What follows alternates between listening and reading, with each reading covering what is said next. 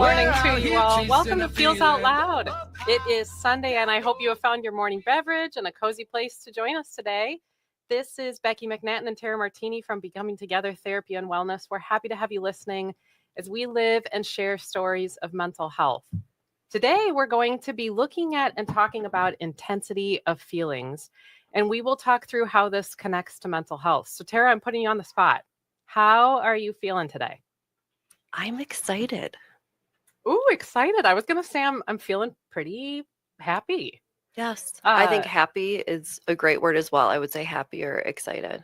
And in thinking about that deeper, so if we took your feel of excited and my feel of happy, and we thought of those less as descriptors themselves, Okay. but more of a spectrum on their own. Ooh. So let's take that for example, and let's think about it as a shape. Okay. Let's go with a tree. Okay.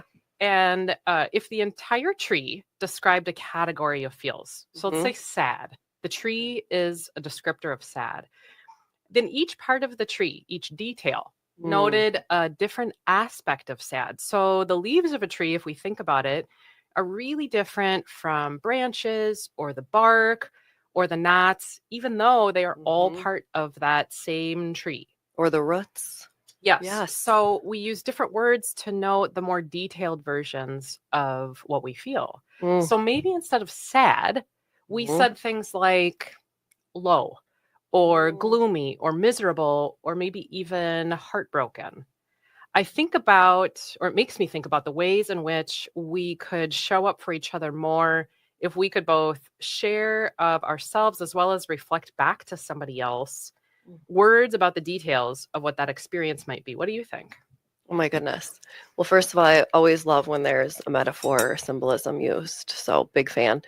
And as you were describing that, I was envisioning a tree, you know, and all those words identified on the roots and the leaves and things like that. And my first thought was how so often we don't view it as that.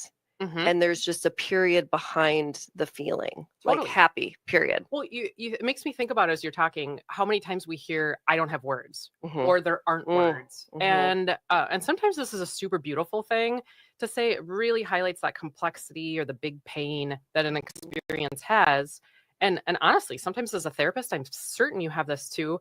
And as a human being, we don't have language that really encompasses what that experience is, right? For sure. For sure. But I think about how this sometimes could get used as a crutch, or have you ever felt like it's used as a crutch? And maybe there are people who are listening this morning that realize, oh, I've said this, or I've had this said to me, and it just like falls short. I'm already thinking of examples. Like those moments where we think, what if we tried to find some words? Or what if there were words to describe part of an experience? Maybe we don't have words for the whole thing, but what if there were words for part of it? What does that make you think about? Well, and I think it's the piece of, if you use those basic vocab words, right? Like happy, sad, it stops there with that period. But then looking at, like you said, that's the umbrella statement, and then other things underneath it. For example, how many times do we say, in response to how are you doing? I'm tired. Okay. I haven't thought about it until this episode, but it's, well, what does that even mean? You're tired because you didn't get a lot of sleep last night. So you are tired. Your body's tired. A lot of times though, don't we say tired when we're overwhelmed? Something much more specific, right? Yes, or exhausted of every facet of our life. But yet we use the word tired, and you don't really know how to respond to that as the other person. Right. I am so excited to keep talking about this more, these descriptors. And right now, before we get into that, we're going to take a short commercial break. Join us when we come back to play a game together on words that share what we really want to say and how to challenge ourselves to just expand the way we describe feelings. Thank you for listening to Feels Out Loud. We'll be right back. You got to find the people.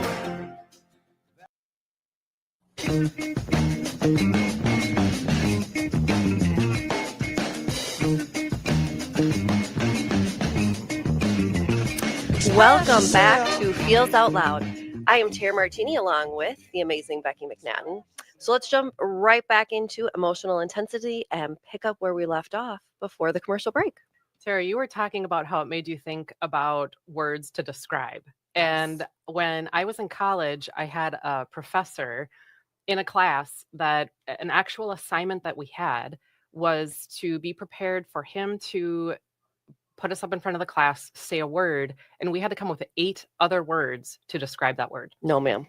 And to this day, I still remember that experience of being challenged to think about, what do we actually mean when we're saying something? Did you panic? I'm sorry I interrupted, but did you panic when that was assigned to you? Completely I did, Okay. but I have memorized the thesaurus since then. So Of course you have. But I wanted to share a story that happened to me recently. I am training to be a poetry therapist, and that's a person who utilizes written word for therapeutic purposes. And as a part of this training, I participate in all sorts of groups that teach me about facilitation. So recently I was in this group with these very cool local writers, and we were sharing poems and stories and quotes about a particular topic. And I wanted to share part of a poem with you and the readers this morning that was written by a participant that morning for that morning. That would be amazing. Totally resonated with me. So this part of this poem: before love, happiness, and joy leave your lips, couch them in reverence, lift them in wonder over the marvels only they can unlock. And I'm going to read that again. Before love, happiness, and joy leave your lips, couch them in reverence, lift them in wonder over the marvels only they can unlock. And so a person shared this poem that they wrote, and it led to this really amazing discussion about the overuse of certain words, almost to this place of getting watered down and maybe even meaningless. And part of the group that I participate in during our time together, we write. And so one of the prompts we got to write about were synonyms for the words happiness, joy, and love. I'll tell you, these are all writers, and everybody said this was super hard. Really? Yes, making the list of how to, what are we actually saying, as you mentioned in the previous, just a few minutes ago. It got me thinking about how often I use those words, and maybe I'm actually feeling something a little different, like, off the top of my head, satisfaction, belonging, maybe delight or nurture, peace, yep, groundedness. What words do you overuse? Well, fun little story for our first episode. I think I said the word absolutely maybe 127 times. So that's a really good example. So then going into the second episode, let me tell you, on the forefront of my mind was, don't you dare say the word absolutely. So then I found myself, right as I wanted to say it, then I thought of, it was like that mental thesaurus of thought of, well, what is another way I could respond? Because that means absolutely, but something different. So then I found myself using words like exactly. That's perfect. That, all these things where. Like other ways to say agreement. Yes, because apparently that was my safe, natural word that I didn't even know I used a lot. But it's also one of those too on how many times I think of myself as a therapist. If I really reflect, which it would be so cool for all of our staff, like if we did this one day, like reflected on what words or sayings or expressions do we overuse during a session? Yeah. And is our vocabulary actually really small? Yeah. How can we challenge ourselves to expand it? Well, absolutely. It made me want to. It made me want to try something with everybody today. Let's do it. So I brought a box of crayons, and because I think colors are absolutely incredible, they do an amazing job of noting spectrum. Think about a wall of nail polish, and you look like you have your nails done. So you just recently had that happen. Girl. Just when you think that pink was a color by itself, nail polish shows us that there are actually, it shows right back to us, there are probably about 1,000 shades of pink, but also have words to very descriptively depict those shades. And so I brought with me a standard box of 64 crayons. If you have crayons at home, go grab them and join us in this, or pull out your phone and pull up crayon shades. This is something you can do with your household later too. When you get a box of 8 crayons, you're pretty much going to get just one of every color. We know that is not the only colors that exist. There is a spectrum of every single color. So the box of 64 crayons does a better job of that. For the game today, the little game today, I want us to divide the colors into red, orange, yellow, blue, green, pink, and purple. So 7 colors, 7 feels. We are going to take a color, we're going to pick a color, and then find an emotion to go with that color. And you and I are going to take the challenge of finding 4 other words to describe that emotion that would match the intensity of the shade you see. Love this. And since we don't have listeners right here with us, we will describe the color. We'll have to maybe we can even say the name of the color out loud. Absolutely. And then come up with a word. Yeah. And I wanted to use words that we hear a lot. And you mentioned one in our last segment, excited. That's what I felt. Happy, or I felt happy. You talked about stressed. I would love to use that one. But I thought we could start with the color pink and using the word excited. You grab a shade, say another word. I love to describe it. So tell us what you picked. I selected carnation pink. What does it make you think of? What's another word to describe excited? My immediate thought was childhood. Eager. Oh, I love that. Eager. I'm holding kind of a light shade of pink. Kind of reminds me of like ice cream, like strawberry ice cream. And so it feels like curiosity to me. And I think part of excitedness is curiosity. Oh, for sure. Pick another one. Okay, this is so interesting because this one I just received is called cotton candy, and that was going to be my guess for the last shade of pink. I was like, oh, this is cotton candy for sure. So cotton candy, this one, I think of fun, excitement.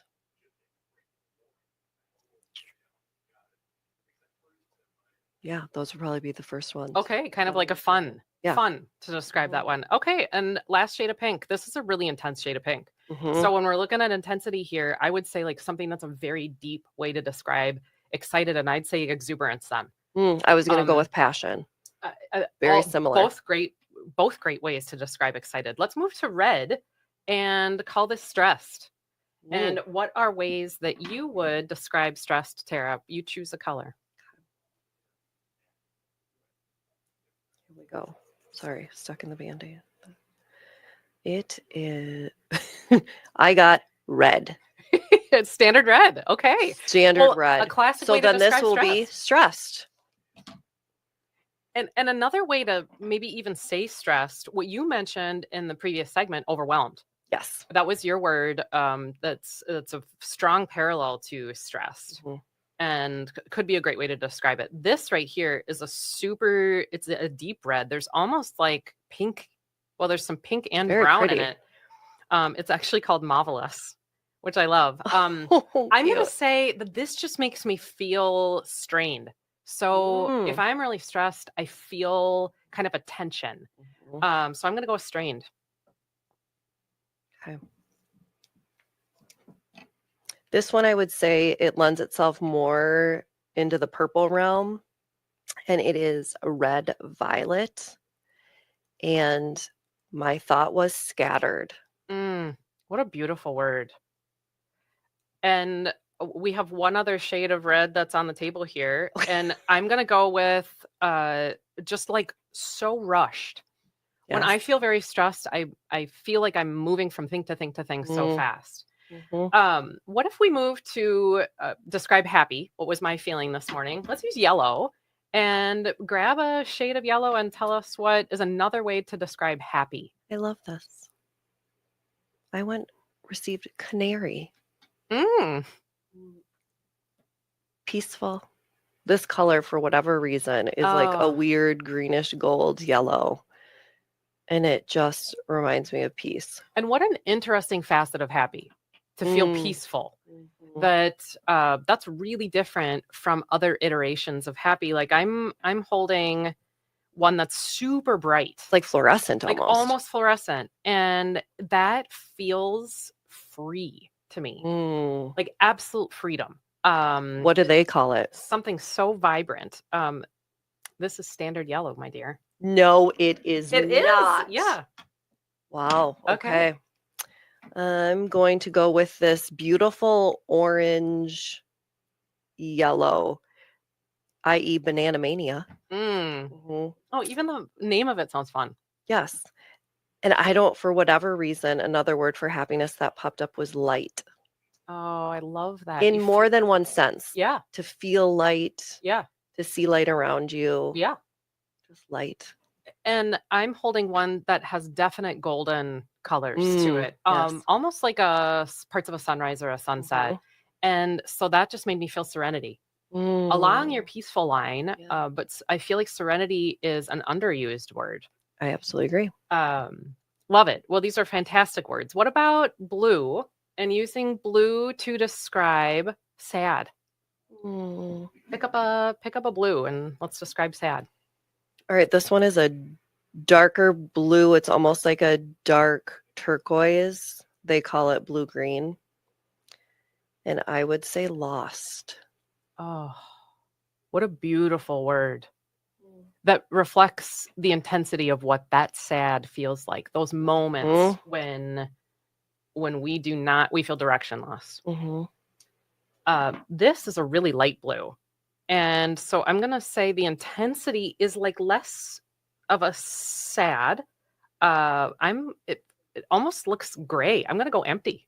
And empty. Empty is such a perfect way to describe gray, in that if you think of it, even just thinking how you feel and do like a body check, that gray totally represents empty. That's incredible.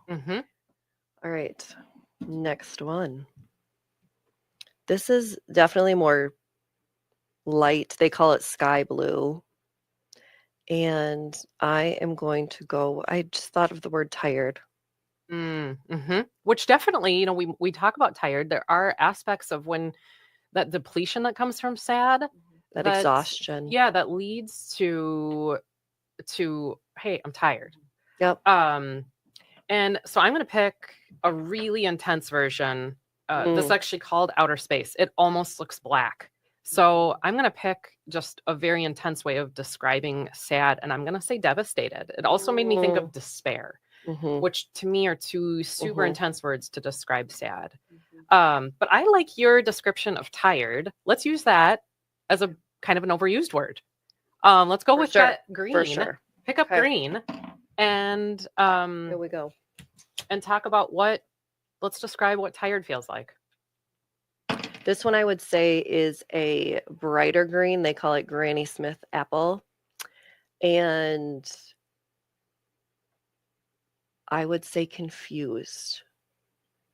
Ooh, like bit. Confused when you're tired. Yes. Almost like your brain is so overworking that it's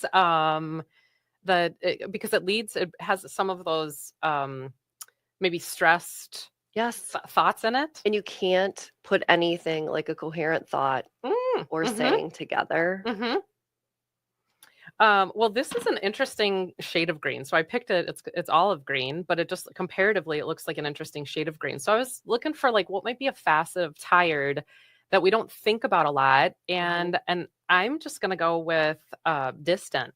Sometimes when I feel we talked about this in our previous episode, when we feel really disconnected, we're sort of distant from ourselves, from other people. And that leads to a fatigue for sure. What you got? All right, I'm going to go with, this one's pretty dark, as in a pine tree. Okay. Pine green. And I am going to go with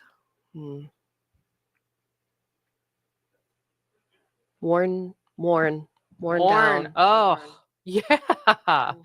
That's really great. Almost it adds to that sort of exhaustion, like an erosion.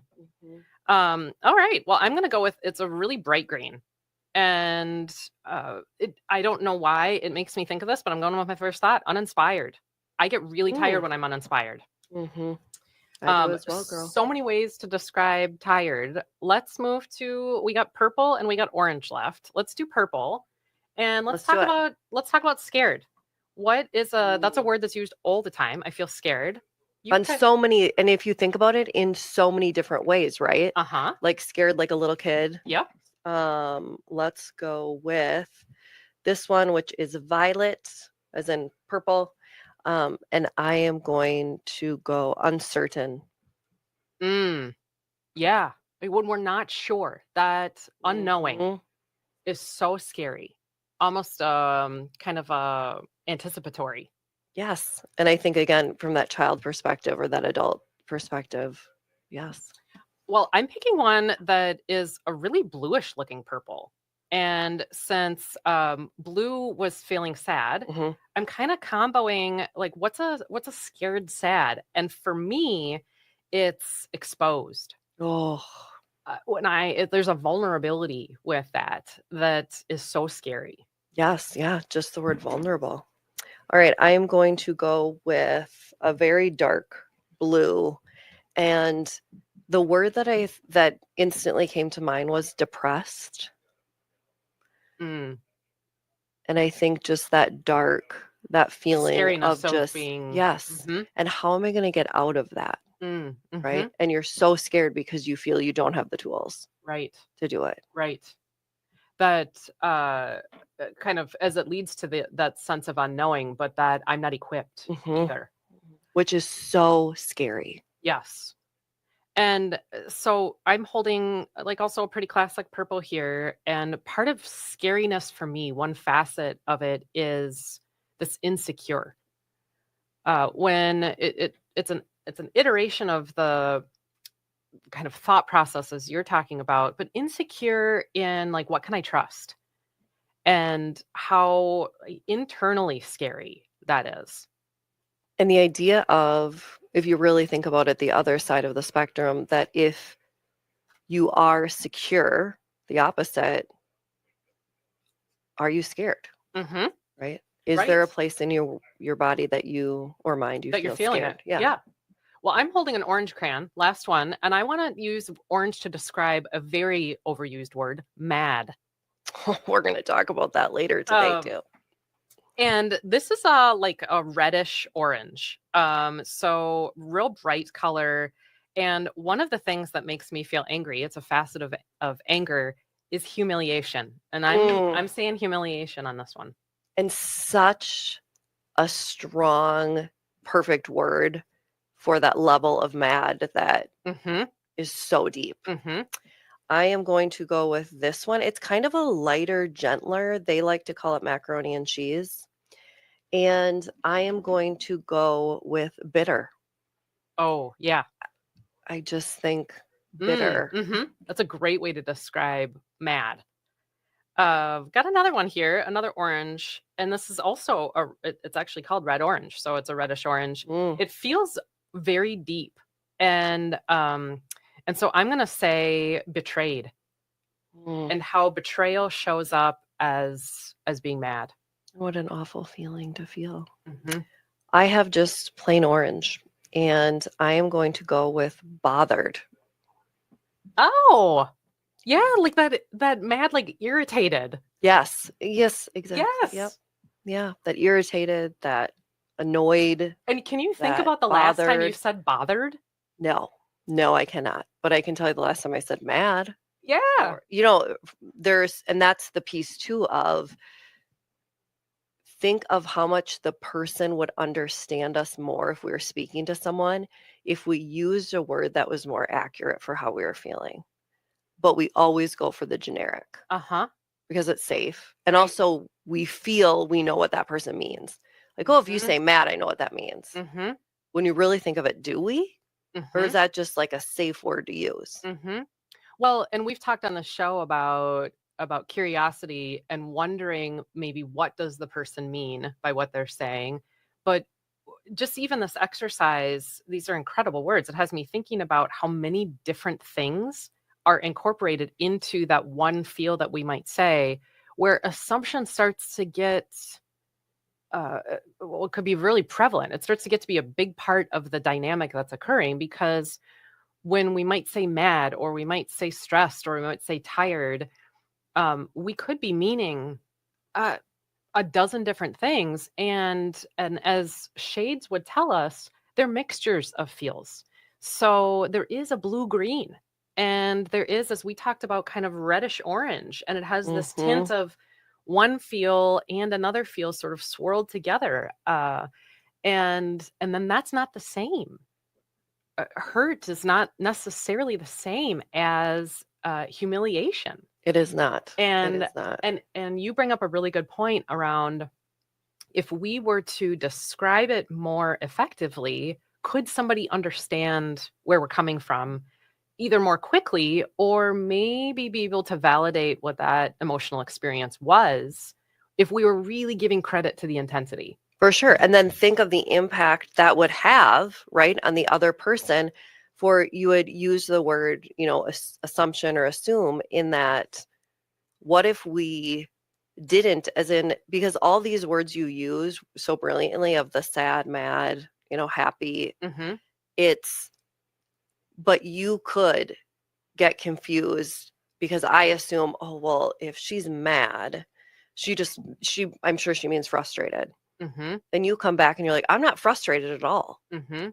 Oh, okay. Yeah. But if we could lead with, well, then whatever that word is, so there is no room for questioning, how amazing our communication would be, the lack of miscommunication, and then the decrease in conflict. And the way that, when we talk about impact to mental health, or as you're talking about kind of validation, we really do honor the emotion more fully when we can at least try to put a word to the intensity. I think about, hey, maybe I'm not mad because I'm actually furious. I'm furious. And imagine that difference, right? If you said, yeah, I'm mad. Okay, you're mad. I get it. Furious, I'm going to take you a little bit more seriously, which is a sad realization, right? But if you said, I'm furious, wow, that's going to bring my attention to you even faster. And my concern level is increased then. Yeah. And I'm maybe even noting to myself in that moment, where I can say, oh, this is the way to describe it a little bit more. I'm doing that internal validation that you and I have talked about, that we sort of require in this body scan of what is going on for me.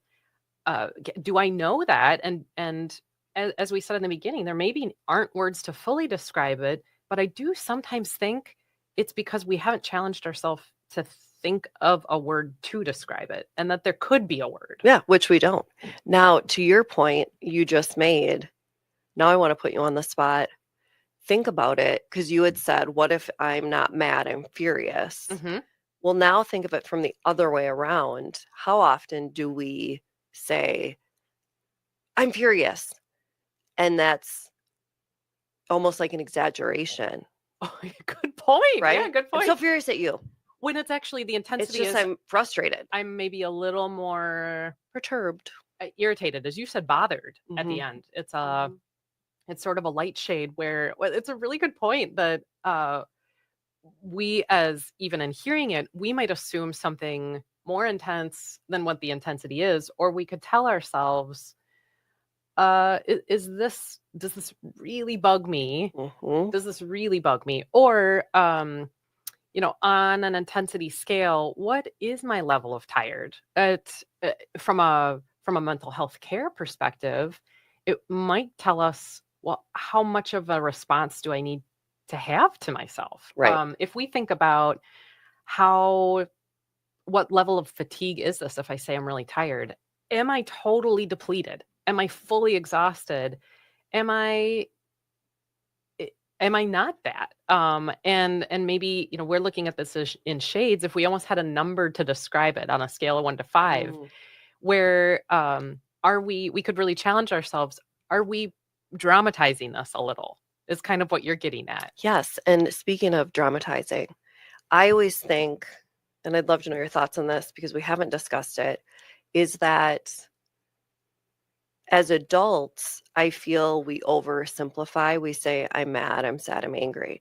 I always, in my 20-some years of teaching, I always told the kids when we were dealing with figurative language and hyperbole came around, I said, you teenagers are the kings and queens of hyperboles. Well, what does that mean? They exaggerate. A kid doesn't come home and go, I am tired, Mom. I am so exhausted. Oh, good point. Right? Yeah. Or, OMG, I'm devastated that product is out of stock. That is what teenagers do. It's almost like their purpose in life is to exaggerate, right? They pick this word that is so intense that isn't actually describing how you feel or what is the purpose that you're using that word for. And a lot of times it is that shock factor, that attention seeking. But if you think about it, and I would have kids write it down, what are the ones? I have a ton of homework. My teacher talked forever. That's what they do. Yeah. And I think parents or just adults in general, we do the opposite. Kind of downplay Yeah, the because experience. do we want our kids to know that we are so depleted, so empty, so exhausted? No. So we say, Mom's tired.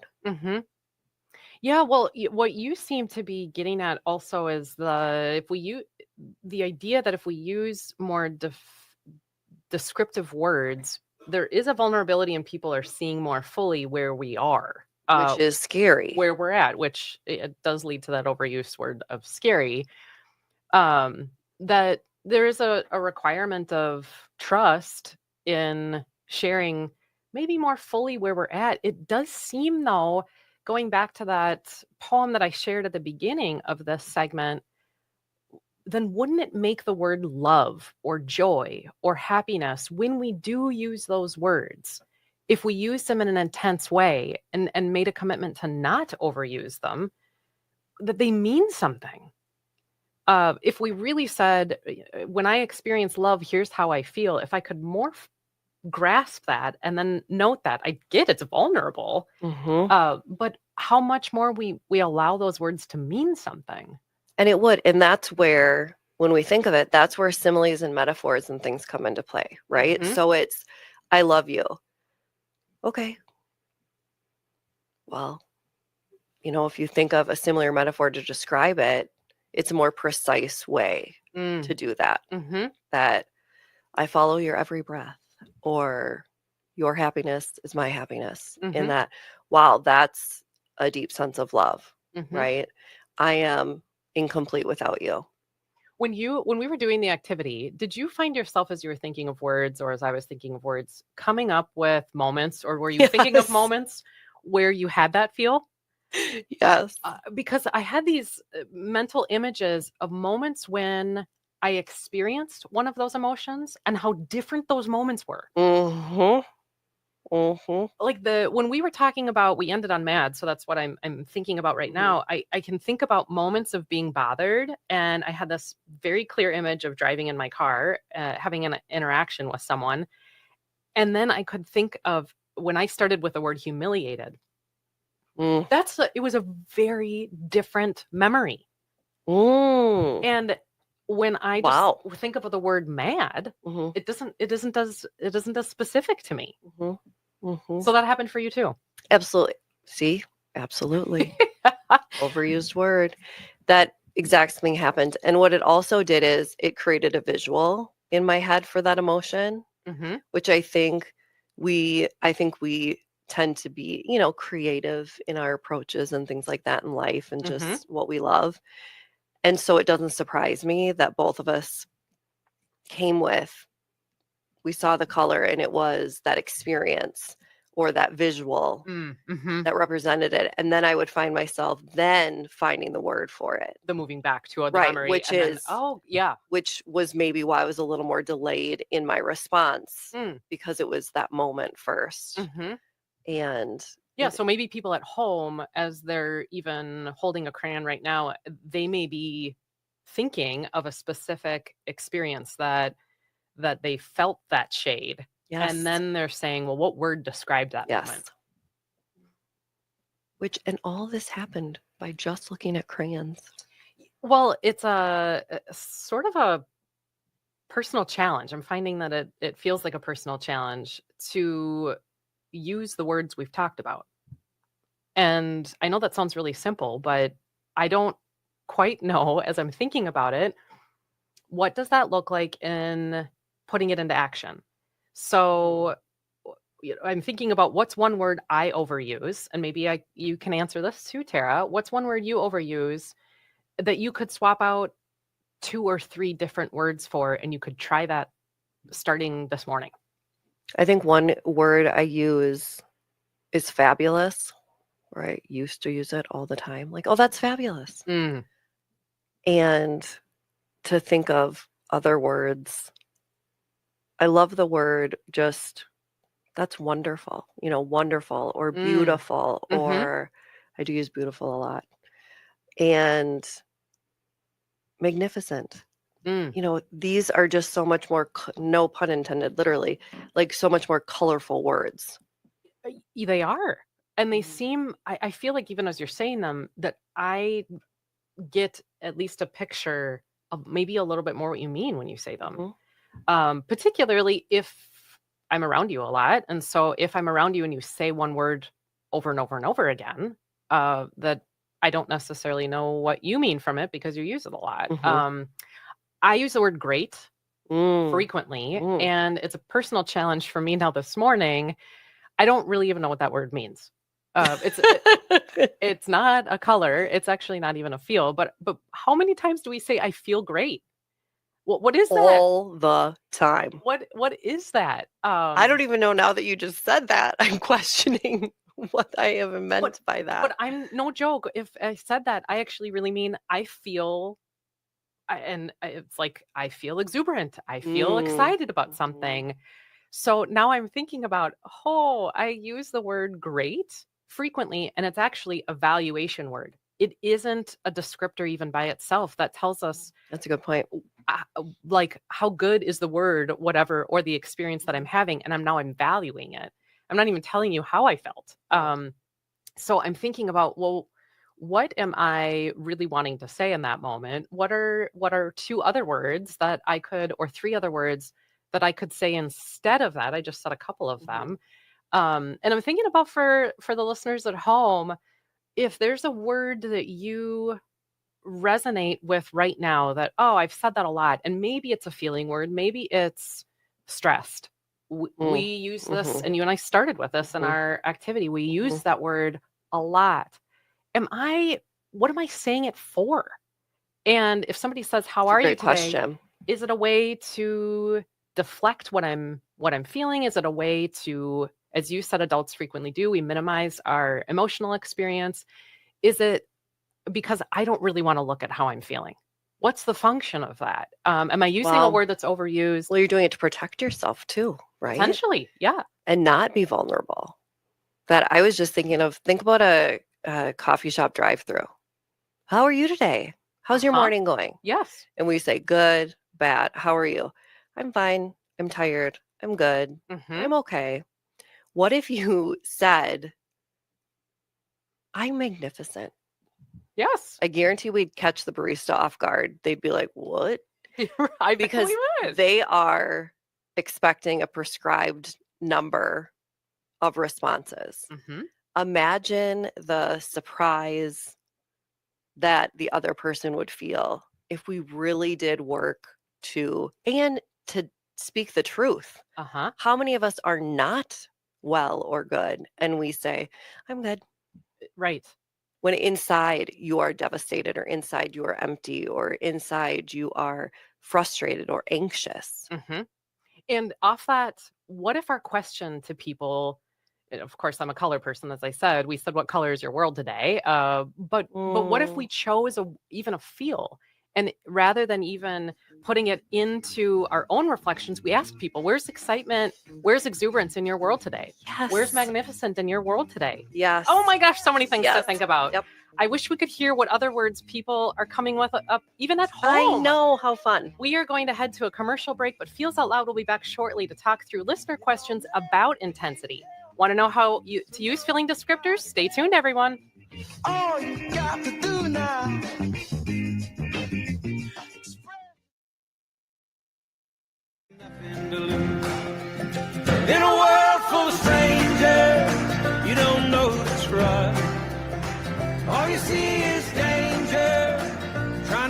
you lost. We are back again with Feels Out Loud, and this part of the show is where we talk through questions from our listeners. If you have a question related to mental wellness, sharing feelings, or topics for each week that you'd like us to process through, please email us. Our email address can be found on our show link. We really do want to hear from you and take every week to wander together about the topics on people's minds. We absolutely do. And we have lots of questions about intensity. We picked just a couple of them today. And I really like the first question because it's actually sort of a statement. Intensity scares me. We talked about scary in our last segment. I'm worried that I will acknowledge a feel and it will get bigger.